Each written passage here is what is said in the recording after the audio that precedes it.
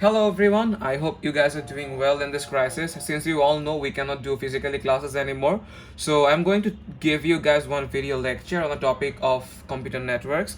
So hopefully it's gonna help you guys to understand better. I'm gonna post it very soon, so if you guys have any questions, feel free to ask me later on. So let's start on with the lecture first. So in the previous lecture, we have talked about distance vector routing algorithm. This was a routing algorithm that we have completely discussed in the previous class, and we have done examples as well. So today what we're going to do new is linked state routing algorithm. So it's a different approach, how we can compute a route and how exactly this routing algorithm works. So let's see the basic comparison between distance vector and linked state. Distance vector algorithm, as you all know, is compared to road signs. So if you imagine you are standing on a transection of a road, you just see the road signs there. You just know where the next possible hop is and you know the distance. That's the all information you can carry. And you choose the decision based on the distance or metric of a network. So that's the basic principle of distance vector, and this is why it is compared as road signs. But if we look at the linked state, it works more like as a map. As we all know, in a map we know every possible route to go to a particular destination. Apparently we know the every possible route in a particular city or in a particular country as well. So linked state routing a protocol, under this every router knows all the probable ways that it can take to go to a certain destination. It develops a database on its own based on the LSP packets.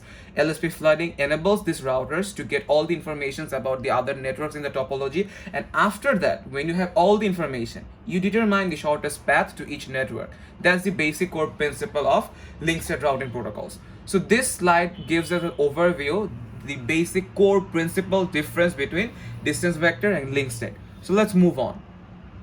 So linked state routing protocols are also known as shortest path first protocols. As I've already mentioned, you have all the probable options. Now you need to choose a path to go to a certain location, right? So what logic it uses the shortest path first protocol, and this particular algorithm is also based on Dijkstra algorithm. All of you have done 221. In the 221 algorithm course, you know how the Dijkstra algorithm works. So the basic whole principle that the linked state routing protocol works is based on this particular algorithm. During the later on of this video lecture, we are going to do the simulations, how this actually works and how actually one router can find the most preferable solution based on shortest path to go to a certain destination. Now it might seem, as you have all known the Dijkstra algorithm, it's a bit more complex algorithm compared to Bellman-Ford that we did in distance vector. But if we are talking about computer networks, we are more concerned about the implementation. So it's not that complex to implement the functionality and configure the linked state routing protocol. So it's a convenient feature as well for the routers. So now what we are going to do, we are going to see how the Dijkstra algorithm works. The first thing we need is a net topology, link cost known to all nodes. You're going to give a solution based on a particular graph there. You are going to know what's the particular cost from each node to another one. So it's a linked state broadcast. We derive this database about the information about all the nodes from linked state broadcast. All nodes have the same information. Then it computes least cost paths from one node to all other nodes, given forwarding table for that node. So it doesn't come up with single iteration. Simultaneously, we are running the same algorithm on each and every single router. Initially, with the first iteration, it's never possible to learn everything about all the topologies in a particular network, right? So after k iterations, no least cost path to k destination. So if you want to go to a particular destination, for example, that's to k, we need k times iterations for this. So that's the basic principle. So what's the notation we are going to use for the simulation? So first of all, link cost from node X to Y is infinity if not directly connected neighbors. We know what directly connected neighbors are. Directly, if there's a channel from each router to particular another destination, that's called the directly connected. For example, if we look at the topology here, directly connected nodes for U are V, X and W. These three particular routers are directly connected with you. So initially when we are going to run the algorithm, there is no way for you to communicate with Y or you to communicate with Z. So if you want to set the cost for this particular neighbors, it's gonna be infinity. Then D of V, current value of the cost of the path from source to destination. So if you are going to particular source for V, so what's the least value, current value of the cost? And now this Dijkstra algorithm follows the predecessor concept as well. So P of V, predecessor node along path source to V. For example, we want to go to W, but we cannot go there directly, or we can go via V as well, right? So if we want to go via V, the initial cost is going to be 3. Afterwards we calculate what's the cost for V to W, then we add them up, then we get to know that including the predecessor cost, what is gonna be the shortest path for me. Is it from directly connected U to W, or is it gonna be via V? So we need to compute that. And n prime, what does this denote? Set of nodes whose least cost path definitively known. Because whenever a router is directly connected to other routers, we know the exact cost, what it's gonna be. So this denotes that particular value. Now it's time for the simulation. So let's see how we are gonna do it. So we are going to use paper for this. So if we look at the topology right now, so we have how many nodes here? If we count it, 1 2 3 4 5 6, right? So we are going to compute the least cost possible path, the shortest path from U to Z. So what are gonna be the probable options? So the first thing we need to do, we need to count the steps. So how many steps do we need to take? Then what's the particular predecessor pattern where we need to explore first? Then we are going to go to all the other nodes. So we are starting from U, so probably we can go to V, X, W, Y, and Z. So we have to go to DV, PV, DW, PW, DX, PX for Y and Z. I'm not writing the entire thing. The first thing, D of V shows the cost and P of V shows the predecessor by which router we are going to reach this particular destination. So alright, I hope you guys understand this. So in the first iteration, let's look. We are at particular node U. So we are going to look at the particular one node at first. So from where we can go to V. It's directly connected, so we know the information. So the cost is 2, and via which router we are going, it's the itself router. So we are going to write to U for this. Then we are trying to go to W. We see there is a direct connection from U to W as well. So what's the cost? The cost is 5. And again, we are taking the route via U itself. Then look at X. If we look at X, it's also directly connected. The cost is 1, and again we are directly connected, so because it's gonna be the same router. Now if we look at Y and Z, there are no directly connected connections for this particular router. From U to Y, we cannot go there directly. From U to Z, we cannot go there directly. So from the previous slide, we know we have to put these distances to infinity. So this is the first step we are going to know. It's the basic information particular U node or U router possesses. So what it's gonna do right now, so it's gonna check what's the minimum distance I can explore right now, what's the shortest cost for me. We see the cost is 2, the cost is 5, the cost is 1, and other two costs are infinities are gonna be much larger, right? So the least possible option is to go via U. So that's 1 U. So in the second step, what's gonna be the next exploring router for us? We are going to explore X right now. So let's check again. If we want to go from U to X, now we have to take this route. So now we are trying to go to V. Let's see what happens.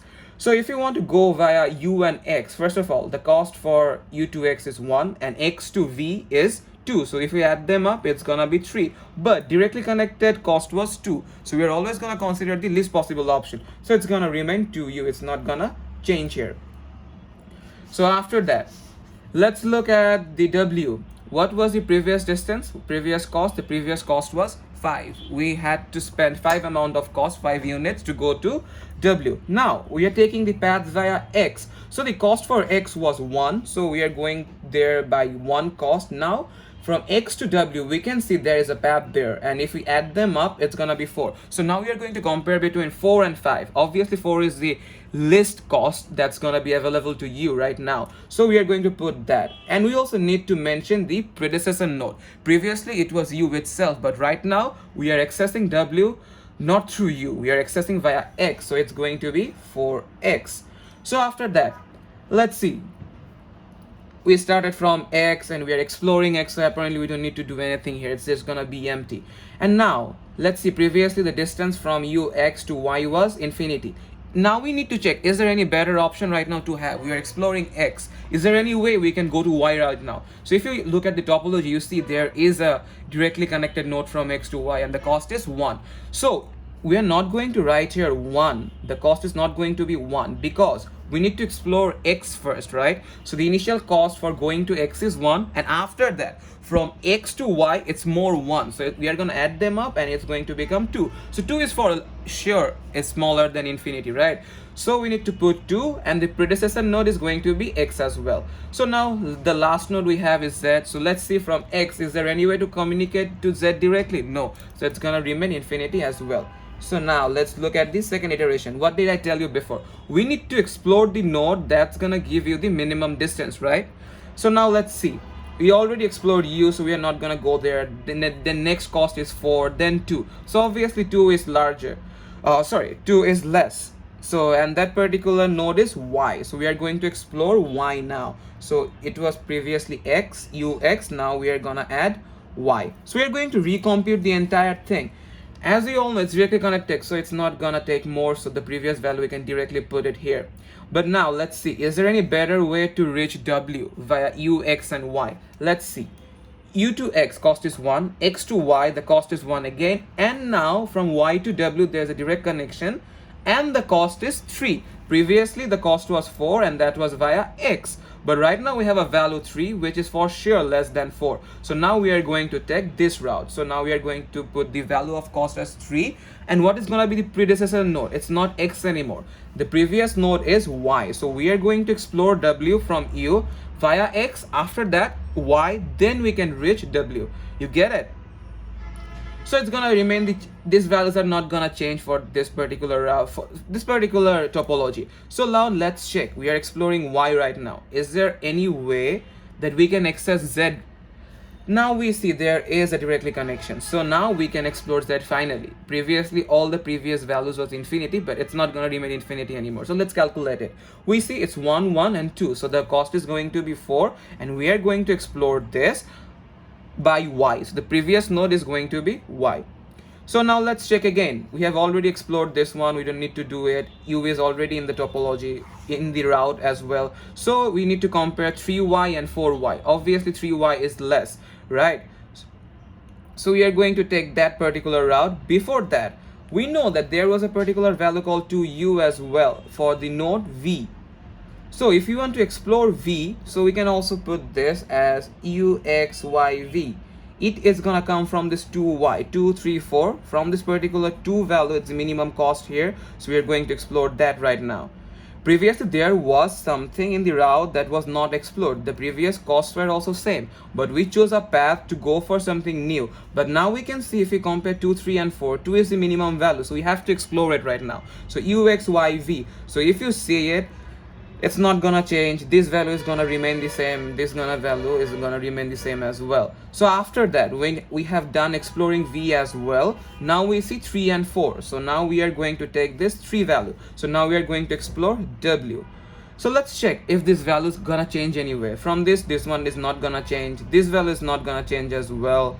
As we all see that this portion is already explored, y is already here, and 4y is gonna be there as well. So finally we have only one single entry left in our table to explore, and that value is 4 of y, and the 4 of y cost is for particular this node, and that node is z. So what we need to do now, we need to go to z, u, x, y, v, w. This is coming from the previous one, and now we are going to explore this. So if you explore this, there are not gonna be any values left. So when we are going to know that the whole topology, whole algorithm has performed perfectly, when there is not any more unexplored nodes to reach our destination. So that's it. That's the basic example of the Dijkstra algorithm. I'm going to put a homework for you guys, giving a whole new topology there. You need to do this particular table in this particular manner in order to generate the shortest path from you to other nodes as well. So now we know how you're gonna reach z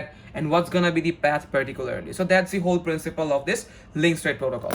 So let's move on right now. So the SPF algorithm example. Dijkstra algorithm is commonly referred to as the shortest path first algorithm. We have already talked about this. This algorithm accumulates costs along each path from source to destination. So it's gonna consider all the probable solutions you're gonna have. So it accumulates all the cost for router to router, and also to router to the particular network we are trying to reach, right?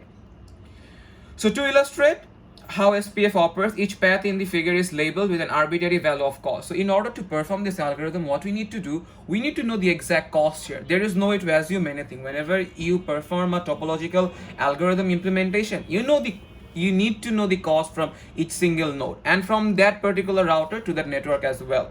Each router calculates the SPF algorithm, and from its own perspective, it derives the shortest path to each destination. As we have already seen in that particular simulation, it was for router U we are computing. We are going to think about from its own perspective that how it's gonna reach other nodes and what gonna be the least costly path for it. So it's dependent on own perspective as well.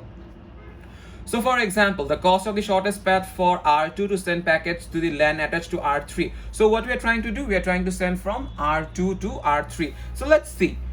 We have one option that's 20 and 5 and 2. So you guys might ask, why isn't 25? We are just trying to reach from R2 to R3. But see, we are going to the LAN attached to R3. So we need to consider this particular cost value 2 as well. So if we calculate this, it's going to be 20 plus 5 plus 2, it's 27. So it's the option that router 2 has to reach router 3. So now let's see this example. R1 has to send data to network R5. Let's see, there are two probable options for this. First of all, R1, let me put it a bit front for you guys. So see, R1 to R3, then R4, and finally to R5. This is one option we can have. So what's gonna be the cost? It's 5 plus 10 plus 10 plus 2. So it's gonna be 20 plus 5 plus 2, 27. There is another path as well. We can take the route from R1 to R4, then R5. So let's calculate the cost here. It's 20 plus 10, 30 plus 32. So if you want to compare 27 versus 32, for sure 27 is much less than 32. So it's gonna take this path. But there might be a question. See, if we take the 27 cost path, we are going through 3 hops. We have to stop here once again, and then go there. After that, we reach the destination. But if we took the route via R4, there are gonna be only 2 hops. But this particular algorithm is only concerned about the shortest path, shortest cost it's gonna take. So instead of taking the minimum hop option, it's gonna take the option that's gonna give it the least cost. Instead of the R3 having 3 hops, it's gonna choose this particular path. Alright guys, I hope it makes clear to you. So this link state routing process, it's gonna based on 5-step processes. First of all, each router learns about its own directly connected networks. Initially, whenever you set up a router, it only possesses the information about the directly connected network. It doesn't know anything else. Then each router is responsible for contacting its neighbors on directly connected networks. So it's gonna communicate with the neighbors. Then each router builds a link state packet. It's very important. That's the thing. This link state packets are flooded to all the neighbors, and it's the core principle of this whole algorithm. These packets let the others know what information a particular router has, and after having that information, it can perform all the algorithms, all the calculations from its own perspective to get the minimum path, the shortest path. Each router floods the LSP to all the neighbors, who then store all them into a particular database. This database is apparently the roadmap we are talking about. It's not about the entire thing. It's about having all the information that it's gonna take from other routers as well. Initially, it doesn't have all the information. It develops the roadmap through this LSP floods, and after that, it decides which route to take. Each router uses the LSP to construct a database that is a complete map of the topology, and finally, it computes the best path. So that's it. It's a 5-step process each time a router follows under this particular algorithm. So the step 1, directly connected networks. Each router learns about its own directly connected network.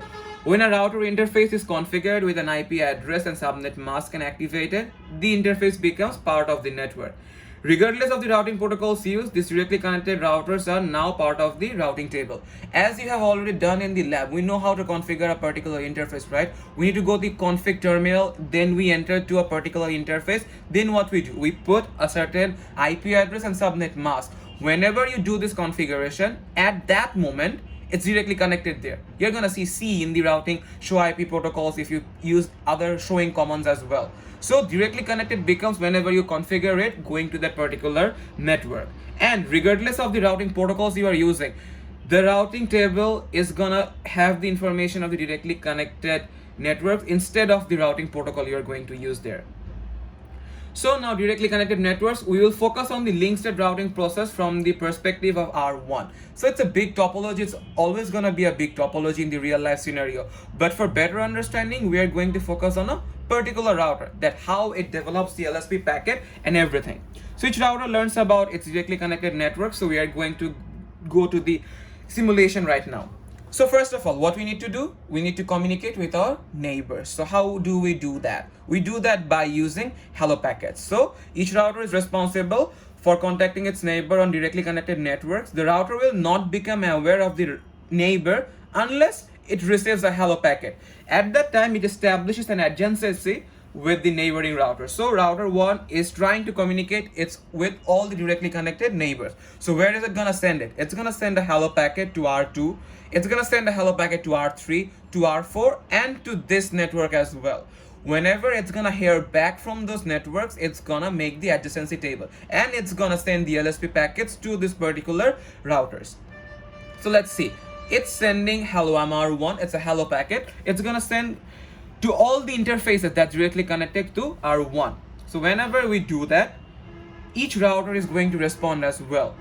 Router 2 is gonna say hello R1, I'm R2. Same for R3, same for R4. Whenever they are gonna receive a hello packet, they are gonna reply to it. But see, we delivered this hello packets to 4 interfaces, but we got to get the reply from 3 interfaces. So that's a thing. So that's what we need to be careful. This particular interface doesn't have any router on this side, so there is no one to reply it back. It's a fast Ethernet interface, so it's not gonna have any routers here, so it's not gonna hear back from the hello packet, so it's not gonna form the adjacency. It's not gonna send the LSP packets from this interface. So only for router 2, router 3, and router 4 it's gonna get it. So a neighbor is another router that is enabled with the same link state routing protocol. So all these routers, they are gonna form the adjacency only when all are following the same routing protocol, that link state routing protocol. These small hello packets continue to be exchanged between 2 adjacent neighbors. And lastly, these packets serve as a keep alive function to monitor the state of a neighbor. So within a certain period of time, we exchange this hello packet just to know that my neighbor is alive or not. For example, there was some error, there is some problem in this particular network. R2 is not a part of my topology anymore. So if we don't use hello packets after a certain amount of time, we are still sending packets to R2. It's a waste. We are using the bandwidth of our particular network, so it's not efficient, right? So it's more like to see that my neighbor is alive or not, we use the hello packets. Whenever we are going to hear back from them, it means they're alive and they need to know the information. So it also serves this purpose as well. So each router builds a link state packet containing the state of each directly connected link. The LSP contains the link state information about the sending router's link. The routers only sends LSP source interface where it has established adjacencies. If we look at this particular values, what does this show to us? That we are particularly connected to 10.2.0.0/16, this particular network with a cost of 20. We are connected to 3.0 with a cost of 5, and we are connected to 4.0 that's not given in this particular picture, and the cost is here 20 as well. So from the adjacency, we get to know who our neighbors are particularly, with whom we need to share, and what is the particular cost. Then each router floods the LSP to all the neighbors. So now what router 1 is going to do? It knows the particular cost, the 25 and 20. It has all the informations. Now it's gonna send this information, this LSP packet, to all the directly connected neighbors that already replied from the hello packet. So it's gonna send the LSP to R2, R3, and R4. And it doesn't stop there. Whenever R2 is going to get the packet, it's gonna broadcast it to all its interfaces as well, except the interface that it came from. So for example, R1 is sending the LSP to R2. R2 receives the LSP packet. What it does, R2 sends it back to all its directly connected networks, but it's not gonna forward the same information to R1 because it's redundant. R1 is giving the information to R2 about himself, so he doesn't need to provide it back to himself as well. So it's a waste. So whenever router receives an LSP from a neighboring router, it immediately sends that LSP out to all other interfaces except the interface that received the LSP. So look at the simulation, flooding of R1 LSP. So it's gonna send to R2, R3, and R4. Then it's not gonna send to this interface because no hello packet was received. And now let's look at this whole thing. So R2 receives it, and then it's gonna forward to R5, but it's not gonna provide it back to R1. Then R1 sends to R3, R3 sends it back to all the other interfaces. It is directly connected to all the routers. So from there, it's not gonna send it back. So this is something within a very short amount of time, all these packets are flooded, right? It's more like a broadcast, right? R2 is getting the information, he is gonna tell all the neighbors. The neighbors are gonna get it, they're going to forward this information to their neighbors as well. So as a result, the convergence is much more time efficient. So after a result, link state routing protocols which converges much faster. It's also mentioned here, right? See, imagine about the distance vector. We need to perform this algorithm separately, simultaneously on each individual routers. After each iteration, we don't know the updated values. The previous values it gets stored to all other routers, then it recomputes again. So the convergence takes a lot amount of time. But if we compare to link state right now, we can see whenever particular one router is sending the LSP, all the other neighboring routers are gonna get the information instantly. So the convergence rate is much higher for link state routing protocol. So during the initial startup of the router or routing protocol, an LSP needs to be sent only.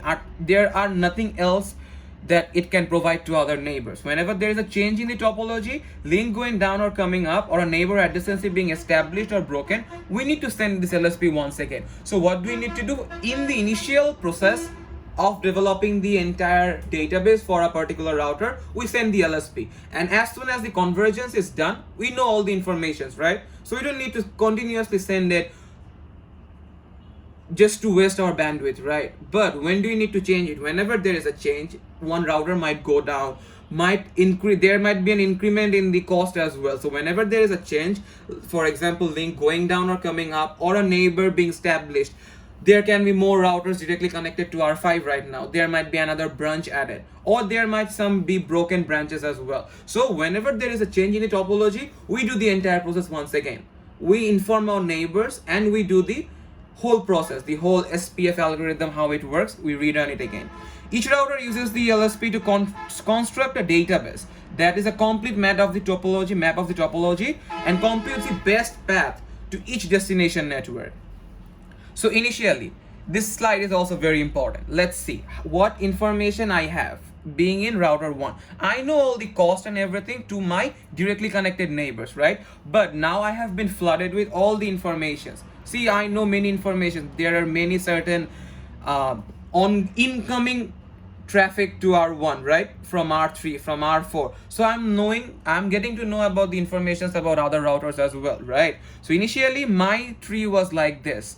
For router 1, the SPF tree was very simple. It only knows about the directly connected networks. But I have received some LSP from R2. What is gonna say? Connected to neighbor R1 or on network 10.2.0. So particularly on this network, R2 is connected and the cost is 20. Then connected to neighbor R5 on network 10.9.0.0. So I know router 2 is connected to 10.9.0.0 and the cost is 10. So I am going to add one branch to my SPF tree. I didn't know this information from my own configuration.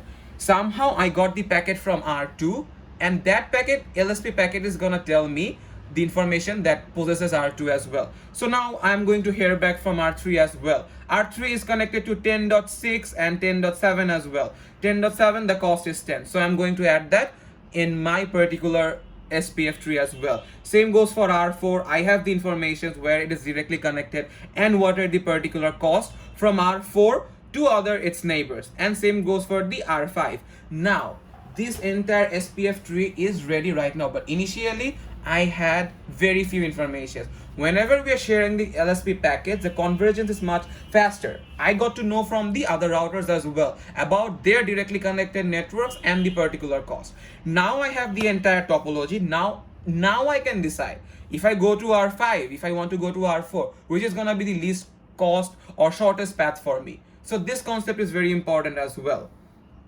So as a result of the flooding process, router R1 has learned the link state information for each router in its routing area. That's what we explained till now. So now let's see. Now our destination is our goal is to reach R2. So we know that R1, if we want to go to R2, is a directly connected path. Its easiest path, shortest path, 20 plus 2 is 22. R3 LAN, we want to communicate with R3, it's a direct connection as well. So the cost is going to be, if you want to go to R3's network address 10.6, it's gonna be 5 plus 2, 7. Then we want to go to R4. So there are options to go to R4, right? We can directly go to R4 and its network, right? So it's gonna be how much? 20 plus 2, 22. It's the only information I had. Being in router 1, I only knew about this 22 cost. But when I have the entire SPF tree, now I have options to compare the other paths as well. So we can go via R3, right? The cost is going to be 5 plus 10 plus 2, 17. So 22 is bigger value than 17. So now I'm not going to take the route directly to R4. I'm gonna take via R3. See, R1 to R3, then we are going to R4. And finally, if the destination is R5, we are going to R3 first, then to R4, and then finally to R5. This comparison for R1 to R5 was also described earlier. There were two options for me, either the 32 cost or the 27 cost. For sure, we are going to take the value 27 since it's the less cost that's gonna be for R1 to reach R5. So each router in the topology determines the shortest path from its own perspective. As I have told you earlier, the topology is not going to be simple like this. There are going to be hundreds of routers. So we cannot actually get to the depth if you want to consider everything. So we are particularly concentrating on router 1. So this particular concept is applicable for each single router in the topology. R2, R3, R4, R5, they are creating their own database. So it's going to be their decision. They're going to evaluate by the algorithm which path to take. So we have discussed about R1. You can also think this same topology for R2, for R3, R4, and R5 as well for your practice. All right. So the root router for this particular simulation was R1. All LSPs have been processed using the SPF algorithm, and R1 has now constructed the complete SPF tree. We have the entire topology. We have the entire roadmap now. So the basic concept of calling this link state protocol as a roadmap is justified. We can prove that right now. Now we know every single options that we have to reach all the nodes that's possible. So now we see the SPF information in this particular segment. We know this information as well, the directly connected networks, what is gonna be the cost. Initially, I had 4 connections. So these 4 were directly connected, right? We only had information about these 4 networks, but from the SPF algorithm and the link state protocol, we got to know about all these 7 networks as well, their addresses, the predecessor, the path we are going to follow, and along with the most efficient cost as well. So we are going to flood it to our own table right now. R1 had a very small table initially, only about the directly connected networks, but after the SPF information, now I know about the entire topology. So that's how this whole algorithm works, right?